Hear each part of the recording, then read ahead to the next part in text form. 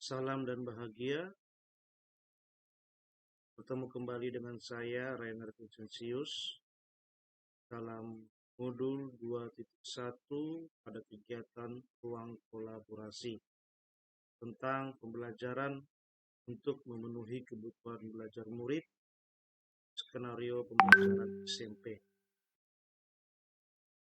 Terima kasih kepada Ibu Lydia yang sudah berikan bimbingan dan arahan agar tugas ruang kolaborasi ini dapat kami selesaikan. Kasus yang kami bahas untuk kelompok kami itu tentang Pak Dulidam, seorang guru SMP, ingin mengajarkan murid-muridnya materi tentang iklan.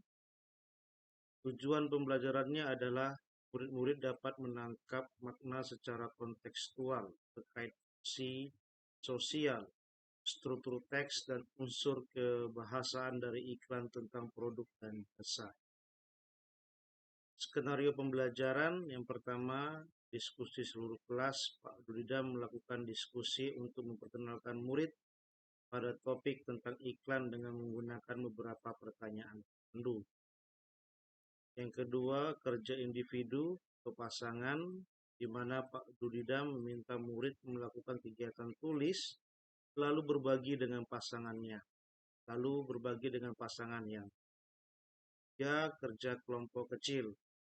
Melakukan brainstorming dan mencatat 2 kelebihan dan 2 kekurangan dari jenis iklan tertentu. Menggunakan isyarat yang diberikan guru setiap kelompok, kemudian pindah ke meja kelompok lain. Lalu membaca masukan yang telah ditulis sebelumnya dan menambahkan 2 kelebihan dan kekurangan lagi.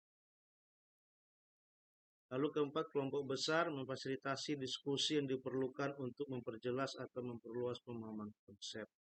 Dan yang terakhir, tugas individu di mana penugasannya sesuai dengan kemampuan murid, menetapkan skenario tugas yang berjenjang sesuai dengan pengetahuan dan pemahaman konsep murid-muridnya. Pertanyaan pertama, apakah kebutuhan belajar murid yang berusaha dipenuhi oleh guru tersebut? Kebutuhan belajar, kesiapan belajar memberikan pertanyaan pemandu dibuat kelompok disilangkan. Lalu minat murid memberikan tugas membuat 3-5 iklan yang menarik bagi murid sesuai dengan yang dia minati. Lalu profil belajar murid memberikan keleluasaan pada murid dalam mengerjakan tugas, kemudian tempat yang sesuai dengan kenyamanan di tugas pribadi. Pertanyaan kedua, bagaimana cara guru tersebut menentukan kebutuhan belajar muridnya? Berdasarkan skenario yang dilakukan Pak Dulidam, kebutuhan belajar murid ditentukan dari pertama, mengamati perilaku saat murid mengerjakan tugas individu. Lalu yang kedua, saat Pak Dulidam memberikan pertanyaan pemantik. Yang ketiga, pada saat murid melakukan kegiatan diskusi. Yang keempat, membuat 3 skenario. Itulah cara Pak Dulidam menentukan kebutuhan belajar muridnya. Lalu hal ini terlihat pada pengelompokan murid secara random dengan menyilangkan, lalu adanya pemetaan diagnosis awal pada survei awal setelah kelompok kecil, lalu memberikan kebebasan murid untuk mencari tempat yang nyaman dalam menyelesaikan tugas ini. Pertanyaan ketiga, strategi pembelajaran berdiferensiasi apa yang digunakan? Dari skenario diperoleh memang secara itu belum terlihat jelas proses diferensiasi konten.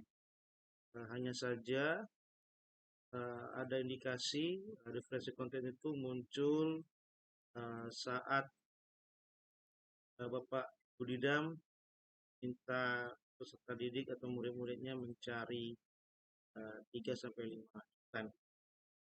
Sedangkan untuk diferensiasi proses kegiatan ini untuk belajar terlihat jelas melalui beberapa kegiatan siswa seperti berpasangan, diskusi kelompok kecil, dan kelompok besar. Diferensiasi proses terlihat juga saat pengerjaan tugas individu, di mana murid dapat memilih tempat untuk menyelesaikan tugasnya.